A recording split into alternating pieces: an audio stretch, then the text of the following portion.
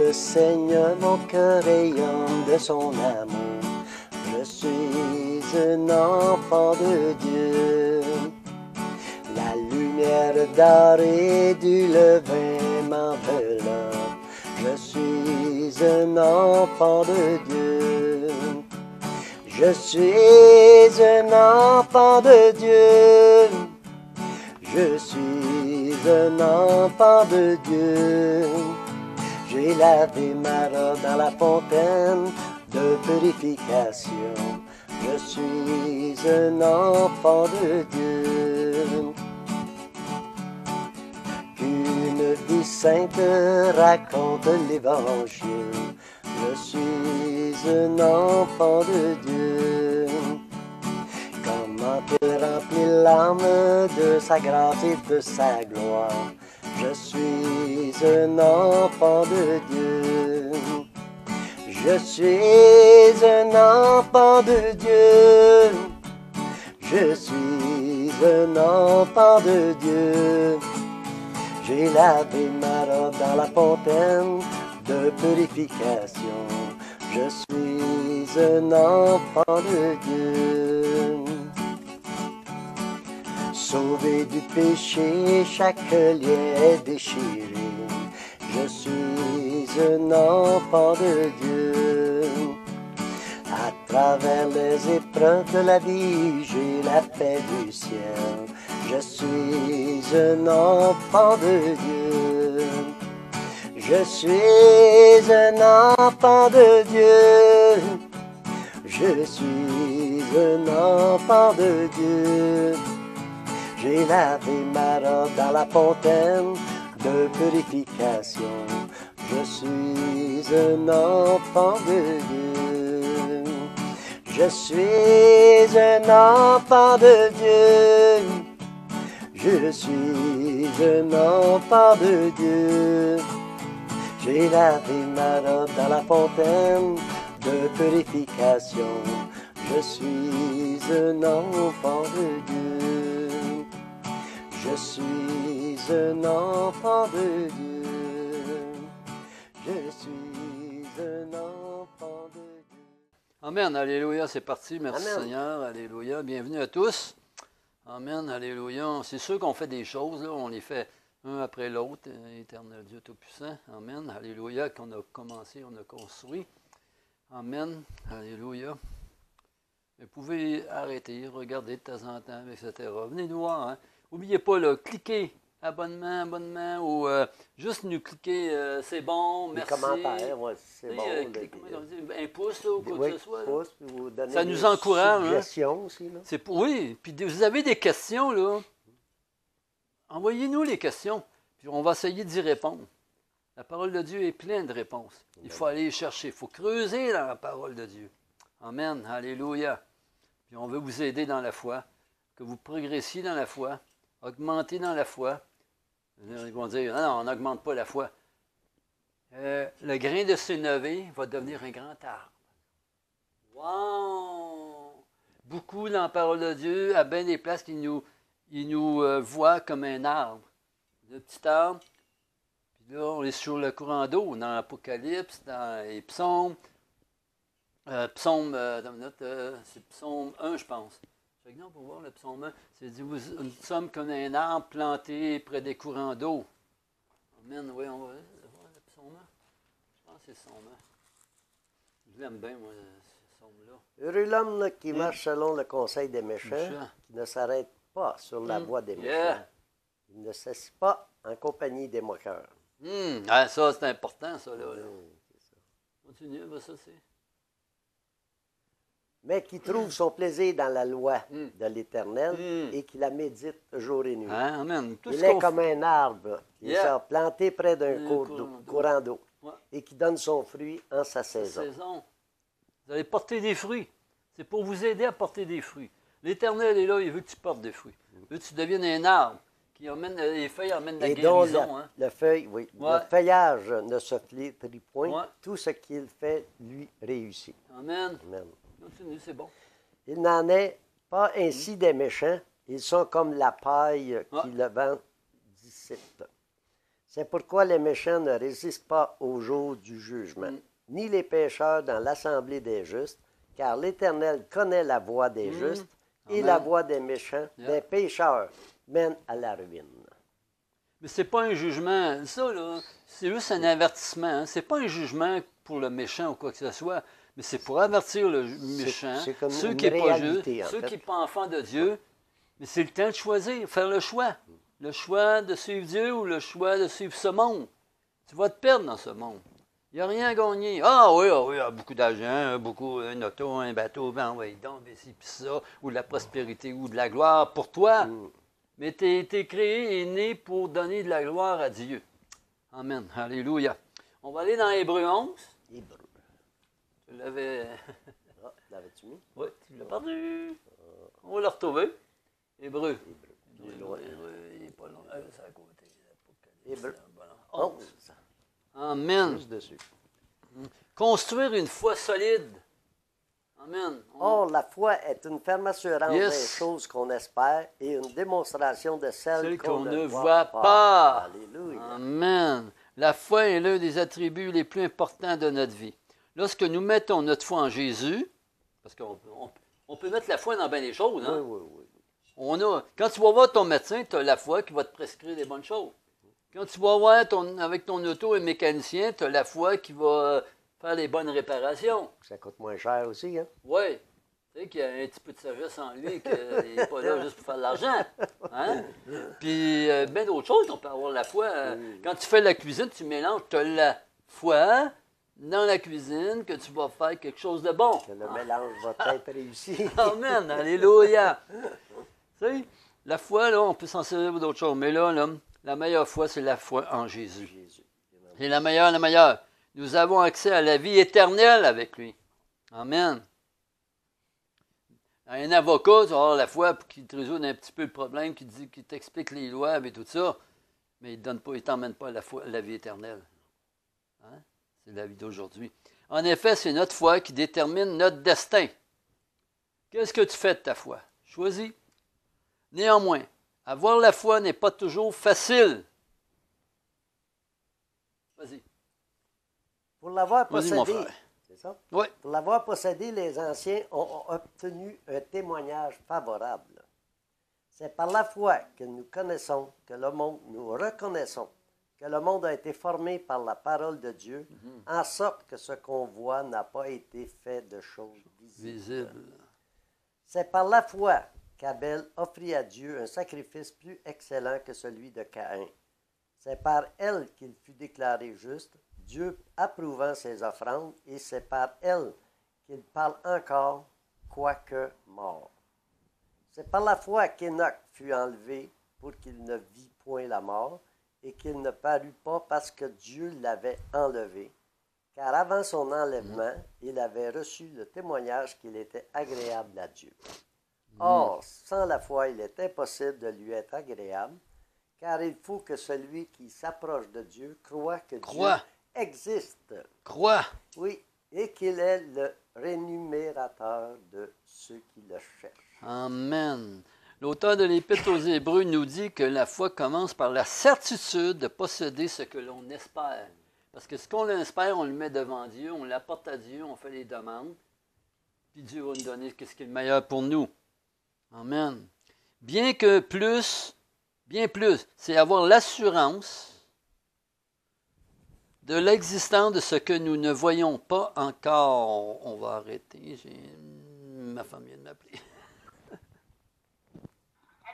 Allô? Allô, j'arrive là dans 3 minutes. OK, nous autres, on est dans le salarium. OK, tu l'as fait rentrer mon char en avant, moi, parce que là... Oui, c'est libre, il est en arrière de mon auto. Mais là, t'as-tu fini, là? Nous, on achève. Ah, OK. OK. Bisous, bye, je t'aime, bye. OK. Bon. On va voir, tu coupes là. Hein? Oui. Voyons, qu'est-ce que c'est ça, là? Bien que ceci semble contradictoire, la foi nous appelle à croire au-delà du raisonnement humain. C'est pas par raisonnement, par intelligence ou quoi que ce soit. Or, croire en l'existence d'un événement visible et mesurable ne nécessite pas la foi. Comme tu es assis sur une chaise, tu as 4 pattes, tu n'as pas besoin de foi pour ça. Tu l'as déjà essayé, tu sais qu'elle est forte, tu sais qu'elle est bonne. Amen. Ainsi, nous lisons dans les Écritures que Dieu créa la terre et tout ce qu'elle contient. Cependant, nous n'étions pas là quand cela est arrivé. Pour le croire, il faut avoir la foi. Jésus promet la vie éternelle à ceux qui croient en lui, mais c'est une promesse qui n'est pas encore accomplie. Nous devons avoir la foi pour croire que Jésus tiendra cette promesse et qu'un jour nous serons au ciel avec lui. La foi est donc une ferme assurance en l'accomplissement des promesses de Dieu. C'est avoir la conviction en la véracité des paroles de Jésus. Voilà pourquoi plusieurs personnes dans la Bible ont attendu fidèlement que Dieu accomplisse ses promesses envers eux. Certes, la plupart d'entre eux n'ont pas été témoins de cet accomplissement de leur vivant, mais ils avaient confiance que Dieu mènerait sûrement ses promesses à terme. Prends donc un moment pour considérer ta propre foi. Est-elle pleine d'espérance? Demande à Dieu de t'accorder l'assurance de l'accomplissement de toutes ses promesses. Parallèlement, affermis ta foi à travers les témoignages mentionnés dans Hébreux 11 et découvre ainsi la signification de la foi par les actes. Continue. C'est par la foi que Noé, divinement averti des choses qu'on ne voyait pas, encore et saisi d'une crainte respectueuse, construisit une hache pour sauver sa famille, car par elle qu'il condamna le monde et devint héritier de la justice qui s'obtient par la foi. C'est par la foi qu'Abraham, lors de sa vocation, obéit et partit pour un lieu qu'il devait recevoir en héritage et qu'il partit sans savoir où il allait. C'était vraiment la foi, ça. C'est par la foi qu'il vint s'établir dans la terre promise comme dans une terre étrangère, habitant sous des tentes, ainsi qu'Isaac, Jacob, les co-héritiers de la même promesse. Car il attendait la cité qui a de solides fondements, celle dont Dieu est l'architecte et le constructeur.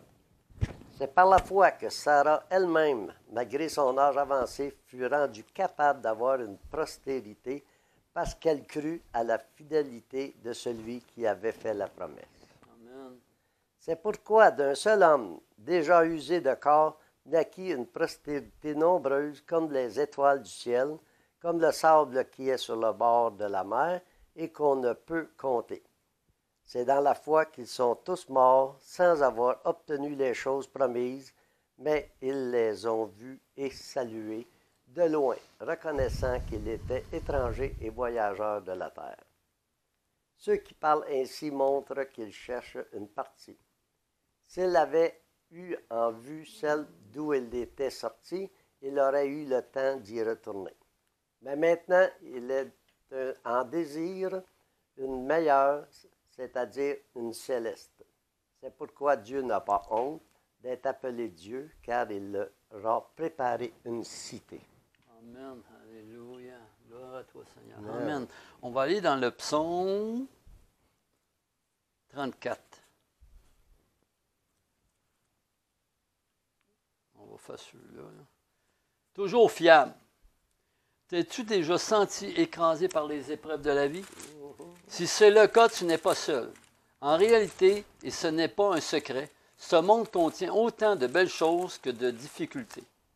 Le roi David, dont la vie est relatée à plusieurs endroits dans l'Ancien Testament, avait l'habitude de faire face aux difficultés. Il était constamment menacé par ses ennemis et confronté à la réalité d'une mort imminente. Pourtant, inspiré du Saint-Esprit, il a écrit 34. Commence là. Oui. Lorsque contrefit l'insanté de David. Lorsqu'il contrefit l'insensé en présence d'Abimélec et qu'il s'en alla chasser par lui. Je bénirai l'Éternel en tout temps. Sa louange sera toujours dans ma bouche. Que mon âme se glorifie en l'Éternel, que les malheureux écoutent et se réjouissent. Exaltez-moi l'Éternel, Célébrons tous son nom, et j'ai cherché l'Éternel, il m'a répondu, il m'a délivré de toutes mes frayeurs. Quand on tourne vers lui les regards, on est rayonnant de joie, et le visage ne se couvre pas de honte. Car un malheureux crie, l'Éternel l'entend. Il le sauve de toutes ses détresses. Amen. Alléluia. Lord. Ça, c'est 20, ça? Oui. 34, 20. Amen. Il y a une certitude à laquelle tu peux t'accrocher, c'est que Dieu est vivant, actif et toujours présent dans ta vie, même dans les moments les plus difficiles. Mais qui est ce juste dont David parle dans le psaume particulier, alors que d'autres passages de la Bible disent des choses comme « Il n'y a point de juste, pas même un seul » dans Romains 3,10 et Psaume 14. Il y a une clé pour comprendre cette apparente contradiction. La justice ne peut pas être atteinte, mais elle peut être donnée. Oh, oui. Lorsque nous plaçons notre confiance en Dieu, ainsi qu'en son Fils Jésus-Christ, qui a sacrifié sa vie afin que nous puissions réellement vivre, nous avons confiance que sa justice s'étendra aussi sur nous. Pour le dire simplement, une personne juste est une personne qui s'en remet à la justice de Dieu. Cela semble injuste et immérité, n'est-ce pas? C'est ça la grâce. C'est par elle, au moyen de la foi, que toi et moi pouvons compter parmi les justes. Tu ne peux pas travailler pour l'obtenir ni l'acheter. Jésus-Christ l'a payé pour nous. Amen. Amen. C'est pourquoi, lorsque nous sommes confrontés à des situations difficiles, nous pouvons nous attendre à ce que Dieu se manifeste par des millions de façons différentes. Non pas à cause de notre propre justice, mais parce qu'il est lui-même le juste. Et sa justice n'a aucune limite. Alors, comment Dieu se manifeste-t-il? Il guide, il réconforte, il corrige, il réoriente, il nous rappelle ce qui est important, il nous aide à persévérer, il apporte la sagesse et le discernement à nos esprits, il inspire les autres à nous aider, il nous amène à aider les autres, il nous donne la paix au milieu de nos difficultés, il nous encourage lorsque nous nous tenons fermement dans la foi, il agit et agit encore de façon mystérieuse. Et quand tu en viens à te demander si tes besoins incessants ennuient Dieu, rappelle-toi que sa présence est inépuisable et que ses ressources n'ont pas de limite. Il est bon de dépendre de Dieu à chaque instant de chaque jour pour respirer, pour survivre, pour s'épanouir. Donc oui, les épreuves viendront, mais Dieu ne te quittera jamais. Jamais. Continue. 34-20. Le malheur atteint souvent le juste, mais l'Éternel l'en délivre toujours. Il garde tous ses os, et aucun d'eux n'est brisé. Le malheur tue le méchant, et les ennemis de juste sont châtiés. L'Éternel délivre l'âme de ses serviteurs, et tous ceux qui l'ont pour refuge échappent au châtiment. Amen. Merci Seigneur pour ces paroles. Que ces paroles deviennent vie en nous, Seigneur, et nous dirigent sur le chemin, Seigneur. Amen. Alléluia. Nous avons des choix à faire. Tu as un choix à faire. Si tu n'es pas dans le Seigneur, tu as un choix à faire. Si tu es dans le Seigneur, tu as un autre choix à faire, c'est de continuer et persévérer. Yes. Continue, continue, continue. Parce que c'est dit, les épreuves produisent la patience. Et la patience va produire l'endurance. Et l'endurance va produire la force et puissance en toi. Amen. Alléluia. Merci Seigneur pour ta parole. Et merci pour ce temps de présence, Seigneur. Et à toi qui ne connais pas le Seigneur, s'il vous plaît, fais le meilleur choix dans ta vie. C'est un choix merveilleux. C'est un choix éternel, infini. Et Dieu va Bénir et récompenser de toutes les œuvres. bénir. Il va t'aider. Il va être Amen. là avec toi dans l'épreuve, dans la difficulté et aussi dans le bon temps. Amen. Amen. Amen. Merci Même beaucoup dans la de vallée de la votre mort. écoute. Amen. Et n'oubliez pas, un petit pouce, Ouais, vos commentaires. pour nous encourager, Oui, amen. pour voir si on fait la bonne chose ou pas. Si les gens aiment ça ou pas aussi. Oui, Hein? amen. Amen. Et j'espère que ça va vous plaire. Amen. Amen.